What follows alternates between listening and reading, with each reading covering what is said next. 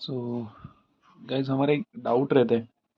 जो हमारा thermostatic expansion valve रहता है उसमें जब हमारा रेफ्रिजरेंट एंटर करता है तो उसका प्रेशर तो ड्रॉप होता है, लेकिन उसका टेम्परेचर कैसे ड्रॉप होता है, उसका रीज़न क्या है, तो वो थोड़ा फाइंड आउट करने का ट्राई किया है।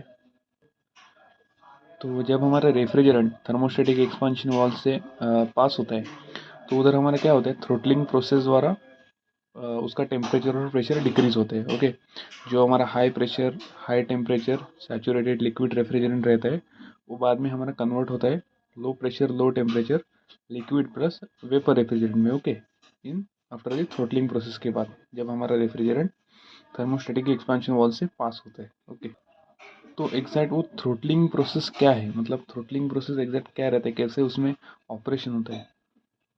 सो जो थ्रोटलिंग प्रोसेस रहता है उसमें क्या करते हैं हम, थ्रोटलिंग डिवाइसेस से हमारा रेफ्रिजरेंट एक साइड से पास करते हैं। ओके, तो जब हमारा थ्रोटलिंग प्रोसेस में रेफ्रिजरेंट यहाँ से पास होता है और यहाँ पे आउटसाइड में आता है, मतलब डिस्चार्ज साइड पे आता है, तो उसका प्रेशर ड्रॉप होता है। ओके, तो वही हमारा थ्रोटलिंग प्रोसेस है। मतलब जब हम कोई भी रेफ्रिजरेंट थ्रोटलिंग डिवाइसेस से पास करते हैं तो उसका टेम्परेचर एंड प्रेशर डिक्रीज हो जाता है। ओके, तो यहाँ पर देख सकते हैं हमारा प्रेशर था P1 और जब हमने यहाँ से पास किया थ्रोटलिंग डिवाइसेस से तो उसका प्रेशर ड्रॉप हो गया, P2 हो गया। ओके, तो थ्रोटलिंग प्रोसेस और कोई नहीं रहता, वहाँ पे हम एरिया रेस्ट्रिक्ट करते हैं, मतलब एरिया उसका डिक्रीज करते हैं और उसका प्रेशर ड्रॉप करवाते हैं। तो ये प्रेशर ड्रॉप क्यों होता है और उसके साथ इसका टेम्परेचर क्यों ड्रॉप होता है, तो ये फाइंड आउट करने के लिए हमारे जो साइंटिस्ट है, जूल थॉमसन साइंटिस्ट, उन्होंने एक एक्सपेरिमेंट किया। ओके, उन्होंने क्या किया, एक आइडियल गैस लिया और एक रियल गैस लिया। ओके, तो फर्स्ट टाइम उन्होंने आइडियल गैस पास किया थ्रोटलिंग डिवाइसेस से, तो उस टाइम पे उनको कोई चेंजेस नहीं मिला टेम्परेचर पे, उनका टेम्परेचर कांस्टेंट रहा। ओके, और जब उन्होंने रियल गैस पास किया थ्रू दी थ्रोटलिंग डिवाइसेस से उस टाइम पे उनको प्रेशर ड्रॉप मिला ही, और उसके साथ साथ उसको टेम्परेचर भी ड्रॉप हुआ मिला, प्रेशर भी ड्रॉप हुआ मिला और टेम्परेचर कांस्टेंट भी मिला। ओके, जब उन्होंने रियल गैस पास किया, तो रियल गैस कौन से रहते हैं, जो हमारे हाइड्रोजन ऑक्सीजन रहते हैं वो रियल गैस है। ओके, आप सर्च कर सकते हैं। तो ये प्रेशर के साथ टेम्परेचर क्यों ड्रॉप है, ये फाइंड आउट करने के लिए वो साइंटिस्ट ने एक ग्राफ डिजाइन किया, which is TP diagram, which is TP graph. तो you can see here, here तीन कंडीशन दिया है यहाँ पर, कंडीशन 1, कंडीशन 2, कंडीशन 3। ओके, तो जब उसने कंडीशन 1, इन कंडीशन 1 में जब उसने थ्रोटलिंग डिवाइसेस से उसका रियल गैस पास किया तो उसको क्या मिला। ओके, सो फर्स्ट टाइम उसने क्या किया, थ्रोटलिंग डिवाइसेस से एट कांस्टेंट एंथैल्पी। ओके, हमें पता है हमारा जो थ्रोटलिंग प्रोसेस रहता है वो कांस्टेंट एंथैल्पी प्रोसेस है। ओके, वहाँ पे एंथैल्पी चेंज नहीं होता इन थ्रोटलिंग प्रोसेस में। ओके, वो आइसेंथैल्पिक प्रोसेस रहता है। ओके, तो जब उसने थ्रोटलिंग प्रोसेस के दरमियान जो उसका गैस था विच इज़ रियल गैस, तो रियल गैस जब उसने पास किया तो उसको क्या मिला तो उसको ये मिला, उसका प्रेशर ड्रॉप हुआ। ओके, तो हम यहाँ पे ग्राफ पहले एक समझ लो, ये टी है मतलब यहाँ पे टेम्परेचर है, यहाँ पे पी प्रेशर है। ओके, तो हम ग्राफ यहाँ से यहाँ पे पढ़ेंगे।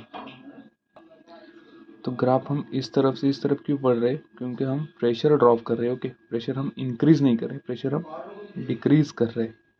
तो उसने जब थ्रोटलिंग डिवाइसेस से उसका रियल गैस पास किया तो उस कंडीशन में उसको मिला कि यहाँ पे उसका प्रेशर स्टार्टिंग इनिशियल जो उसका प्रेशर था तो 30 बार था, और जब उसने थ्रोटलिंग डिवाइसेस से पास किया तो उसका प्रेशर 5 बार था, लेकिन उसके साथ साथ उसको टेम्परेचर भी डिक्रीज हुआ मिला। ओके, यहाँ पर देख सकते हो ये इनिशियल टेम्परेचर है और यहाँ पे फाइनल टेम्परेचर है। तो उसको क्या मिला, उसका प्रेशर तो ड्रॉप हुआ ही थ्रोटलिंग डिवाइसेस से गैस पास करने के बाद, उसके साथ साथ उसका टेम्परेचर भी उसको रिड्यूस हुआ मिला। ओके, इन सेकेंड केस में उसने सेम एंथैल्पी का गैस लिया एट कांस्टेंट एंथैल्पी, फिर उसने पास किया थ्रोटलिंग डिवाइसेस से और उसको प्रेशर ड्रॉप मिला 30 बार से 10 बार उसका प्रेशर ड्रॉप हुआ, लेकिन उसका टेम्परेचर नहीं ड्रॉप हुआ था, उसका टेम्परेचर कांस्टेंट था। जो 35 बार पे टेम्परेचर था गैस का, वही टेम्परेचर 10 बार पे भी था। तो ये कंडीशन उसको सेकेंड केस में मिली। और थर्ड केस में उसने फिर से कांस्टेंट एंथैल्पी का जो गैस था वो पास किया थ्रोटलिंग प्रोसेस से। ओके, थ्रोटलिंग प्रोसेस से पास किया, उसके बाद उसको क्या मिला, उसका टेम्परेचर जो है वो इंक्रीज़ हुआ मिला। ओके, यहाँ पे उसका 35 बार प्रेशर था, यहाँ पे डिक्रीज़ हुआ प्रेशर 15 बार हो गया, लेकिन उसका जो टेम्परेचर था उसको इंक्रीज़ हुआ मिला। ओके, तो उसने 3 कंडीशन यहाँ पे मतलब फाइंड आउट किया कि एक में उसका टेम्परेचर कम हो रहा है, एक में टेम्परेचर कांस्टेंट रह रहा है, और एक में टेम्परेचर उसका इंक्रीज़ हो रहा है। तो ये टेम्परेचर क्यों इंक्रीज़ हो रहा है, उसका रीज़न क्या है, उसका रीज़न फाइंड आउट करने के लिए उसने और एक ग्राफ डिज़ाइन किया। यहाँ पे भी सेम है, इस ग्राफ में टेम्परेचर और प्रेशर ग्राफ है, सिर्फ इधर जो ये आपको कर्व दिख रहा है ये इन्वर्जन कर्व है। ओके, इन्वर्जन कर्व मैं बताऊंगा ये क्या है आगे। तो उसने ये ग्राफ डिज़ाइन किया कि प्रेशर के साथ टेम्परेचर क्यों बढ़ रहा है, क्यों कम हो रहा है, क्यों कांस्टेंट रह रहा है, ये फाइंड आउट करने के लिए इसने ये ग्राफ डिज़ाइन किया। तो ये ग्राफ पे उसने क्या किया, डिफरेंट डिफरेंट एंथैल्पी के गैस लिया, मतलब H1 enthalpy, H2 enthalpy, H3 enthalpy, और डिफरेंट डिफरेंट एंथैल्पी का गैस लिया और वो थ्रोटलिंग डिवाइसेस से पास किया। ओके, तो जब उसने वो कांस्टेंट एंथैल्पी गैस पास किया थ्रोटलिंग डिवाइसेस से, तो उसको डिफरेंट डिफरेंट एंथैल्पी लाइन मिला, जैसे कि ये अलग अलग डिफरेंट डिफरेंट एंथैल्पी लाइन मिल गया उसको। ओके, तो उसने जब वो पास किया तो उसको रिजल्ट क्या मिला वो हम देखेंगे आगे, उसको रिजल्ट क्या मिला। ओके, उससे पहले उसको आप एक बात समझिए, जो जूल थॉमसन कोएफिशिएंट है। ओके, ये सब डिपेंड करता है टेम्परेचर ये जूल थॉमसन कोएफिशिएंट पे। Joule Thomson coefficient nothing but slope of T versus P diagram, मतलब जो जूल थॉमसन कोएफिशिएंट है वो दूसरा कोई नहीं, ये स्लोप का वैल्यू है। ओके, ये जो स्लोप का वैल्यू है नेगेटिव, ज़ीरो और पॉजिटिव, यही हमारा जूल थॉमसन कोएफिशिएंट है और इस पे ही हमारा टेम्परेचर डिपेंड करेगा। तो जो ये जूल थॉमसन कोएफिशिएंट है ये हमें ये इन्फॉर्मेशन देता है, इसका मेजरमेंट, कि जब हम कोई गैस मतलब रियल गैस थ्रोटलिंग डिवाइसेस से पास करते तो उसका प्रेशर तो ड्रॉप होता है, लेकिन उसके साथ साथ टेम्परेचर कैसे ड्रॉप होता है, कैसे चेंजेस आता है टेम्परेचर में, ये हमको जूल थॉमसन कोएफिशिएंट बताते हैं। ओके, तो यहाँ पर आप ग्राफ में देख सकते हैं, हमने यहाँ पे क्या किया, एक कांस्टेंट H1 एंथैल्पी का गैस थ्रोटलिंग डिवाइसेस से पास किया। ओके, तो उस टाइम यहाँ से हमने पास किया तो इसका टेम्परेचर इंक्रीज़ हो रहा था, लेकिन ये पॉइंट पे जाके उसका पिक पॉइंट हो गए और उसके साथ इसका टेम्परेचर डिक्रीज़ हो गया। ओके, तो यहाँ पर देख सकते हैं उसका प्रेशर 30 बार था, लेकिन एट दी एंड पोजीशन उसका प्रेशर 5 बार था। ओके, तो ये ग्राफ हमें ये शो करता है कि ये जो इन्वर्जन कर्व है, ओके, ये जो इन्वर्जन कर्व है इसके साइड, ये लेफ्ट साइड का जो भी है ये सब पॉजिटिव है, और इसके जो राइट साइड का है ये सब निगेटिव स्लोप का वैल्यू है। ओके, अगर आपका स्लोप का वैल्यू निगेटिव रीजन में आएगा, मतलब इस रीजन में ये जो इन्वर्जन कर्व है उसके राइट साइड में आएगा। ओके, मतलब आपका जो जो वैल्यू है वो अगर निगेटिव आएगा, निगेटिव रीजन स्लोप में, तो आपका टेम्परेचर इंक्रीज़ हुआ मिलेगा आपको। ओके, अगर आपका वैल्यू है वो पॉजिटिव रीजन में आएगा, ओके, तो आपका टेम्परेचर डिक्रीज़ हुआ मिलेगा आपको। और आपका अगर वैल्यू है वो यहाँ पे, मतलब ये पॉइंट पे मिलेगा आपको, ये पॉइंट पे आपका वैल्यू आ गया, तो आपका टेम्परेचर आपको कांस्टेंट मिलेगा। ओके, जो जो म्यू का जो वैल्यू है वो क्या है, हमारा जूल थॉमसन कोएफिशिएंट है।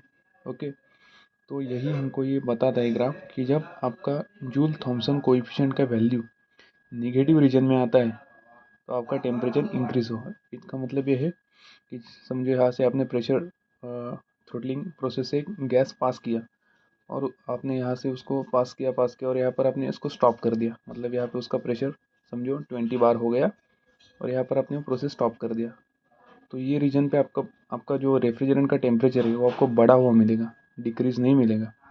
ओके, अगर आपको आपके रेफ्रिजरेंट का टेम्परेचर कम चाहिए, ओके, तो आपको इतना उसका प्रेशर, मतलब जो आपका रेफ्रिजरेंट है उसका प्रेशर इतना ड्रॉप करना पड़ेगा कि वो ये इन्वर्जन कर्व का लाइन क्रॉस करे, और उसका प्रेशर इतना ड्रॉप होना चाहिए जो कि ये इन्वर्जन लाइन कर्व को क्रॉस करके इस तरफ आ जाए, और यहाँ पर आपको उसका टेम्परेचर कम हुआ मिलेगा। ओके, तब आपको उसका टेम्परेचर कम नहीं मिलेगा, यही हमको ये जो जूल थॉमसन कोएफिशिएंट है वो बताते हैं। तो उसमें हमें ये फाइंड आउट होता है कि जब हमारा जूल थॉमसन कोएफिशिएंट का वैल्यू नेगेटिव रीजन में आता है तो हमको टेम्परेचर इंक्रीज हुआ मिलता है। जब हमारा जूल थॉमसन कोएफिशिएंट का वैल्यू पॉजिटिव रीजन में आता है तो टेम्परेचर हमको रिड्यूस हुआ मिलता है। वही हमारा जब जूल थॉमसन कोएफिशिएंट का वैल्यू ज़ीरो आता है, मतलब यहाँ पे ज़ीरो है सब एंथैल्पी, ओके, पीक पॉइंट पे, तो उस टाइम पे हमको टेम्परेचर कांस्टेंट मिलता है। ओके, तो उसने मतलब एक्सपेरिमेंट से कुछ अजम्पशन निकाले, तो उसको ये मिला, फाइंड आउट हुआ कि अगर आपका गैस का टेम्परेचर रिड्यूस हो रहा है और इंक्रीज हो रहा है और कांस्टेंट रह रहा है, ये क्यों हो रहा है, ये आपका कौन से कंडीशन पे डिपेंड रहता है। तो उसने ये 3 अजम्पशन निकाले हैं। तो उसमें फर्स्ट पॉइंट ये है कि आपका जो गैस है वो रियल गैस रहना चाहिए। ओके, तभी आपका टेम्परेचर इंक्रीज होगा, डिक्रीज होगा और कांस्टेंट रहेगा। सेकंड थिंग है कि आपका जो टेम्परेचर है वो डिपेंड रहेगा प्रॉपर्टीज़ ऑफ गैस पे, कि आपके गैस के प्रॉपर्टीज़ क्या है। और थर्ड पॉइंट ये है आपका कि जो आपका टेम्परेचर है वो डिपेंड रहेगा जूल थॉमसन कोएफिशिएंट पे। ओके, अगर आपका Joule Thomson coefficient negative region में आता है तो आपका टेम्परेचर इंक्रीज होएगा। अगर आपका Joule Thomson coefficient positive region में आता है तो आपका टेम्परेचर रिड्यूस हुआ मिलेगा। और अगर आपका जूल थॉमसन कोएफिशिएंट ज़ीरो आता है तो आपका टेम्परेचर कांस्टेंट मिलेगा। तो ये जूल थॉमसन कोएफिशिएंट पे पूरा डिपेंड रहता है आपका टेम्परेचर रेफ्रिजरेंट का क्या रहेगा। ओके, जब आप थ्रोटलिंग प्रोसेस के मतलब थर्मोस्टेटिक एक्सपेंशन वॉल में जब आपका थ्रोटलिंग प्रोसेस होता है, आपका रेफ्रिजरेंट जब पास होता है, तो उस टाइम पे उसका प्रेशर तो ड्रॉप होता है, क्योंकि रेस्ट्रिक्टेड एरिया रहता है ना, तो उसके कारण उसका प्रेशर तो ड्रॉप होता है, लेकिन टेम्परेचर क्यों ड्रॉप होता है, तो वो सब डिपेंड रहता है आपका जूल थॉमसन कोएफिशिएंट के ऊपर। ओके, तो थोड़ा ट्राई किया है एक्सप्लेन करने का, थोड़ा इन्फॉर्मेशन मिला तो आप भी फाइंड आउट करो कि ये कैसे होता है, क्यों होता है।